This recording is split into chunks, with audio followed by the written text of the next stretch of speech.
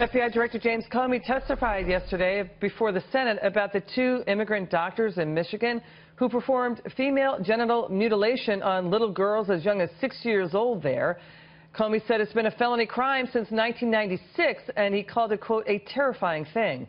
However, a former UN consultant is whitewashing female genital mutilation, calling it instead gender egalitarian surgeries.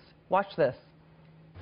We do practice genital cutting here in the U.S. on boys, then it should not be impossible to understand that there are cultures, there are societies that practice what certain people are now calling gender inclusive I just don't want surgery. it in my culture, in my society. I guess that's kind of what it comes down to. So it's okay to cut boys in no, I'm your not society? saying, look, I'm just saying I don't want this because I think it's awful. Well, we don't, in our culture, we don't discriminate. We have gender egalitarian surgeries. We do not discriminate.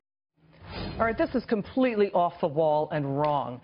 The people reacting on social media saying that that person, that UN consultant, she should never be allowed to work again, ever, in a taxpayer-funded job. They're really angry about this. And that the court should throw the book at the two doctors. They should go to jail. Let's bring in Muslim-American physician and medical ethicist Dr. Zuhdi Jasser.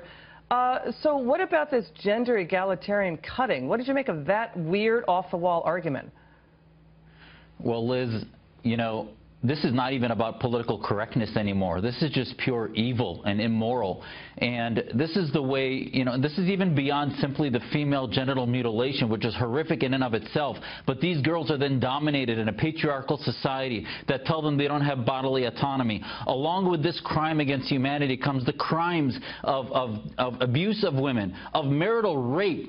Women like this that identify with the female genital cutting, as she called it, rather than mutilation, which is what it is, then allow for a greater cultural misogyny that allows marital rape to exist in India and Pakistan and Afghanistan. And they become Orwellian accomplices in sort of dehumanizing women and becoming accomplices of a very evil patriarchal society. And if you look at her work, she studied, by the way, beyond brainwash, she's a fascist tool of the theocratic establishment of our Muslim community. And she does this under the rubric of studying at University of Chicago, of London. She's no different than the ideologues, the fascists of the Khomeinis of Iran, the Wahhabis of Saudi Arabia that try to equate Western freedom with what they do to protect their women, where you have people like Linda Sarsour that say that, oh, the rights of pregnant women to have maternity leave for 12 weeks in Saudi Arabia is somehow the same, maybe even better than America. This type of deception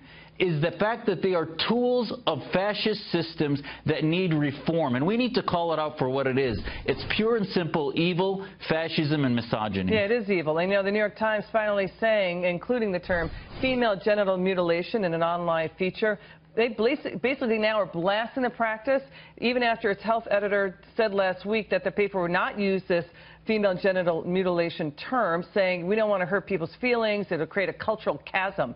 Have we lost our minds? People like this should be shut down and never be allowed to speak again about any issue like that. And Liz, they should be used as teaching moments, as examples of what happens when we lose our moral compass as a society, where we need the protection of every girl, every woman serves to protect the greater society's values of equality, of real equality, because once we lose the verbiage where this becomes gender equality and other things, our kids will grow up in a society where all of a sudden they think that's right, and that's what's happening in Saudi Arabia. That's what happens in Pakistan, etc. We need to start calling this out like you're doing. Dr. Zuhdi Jasser, come back soon. We love having you on the show.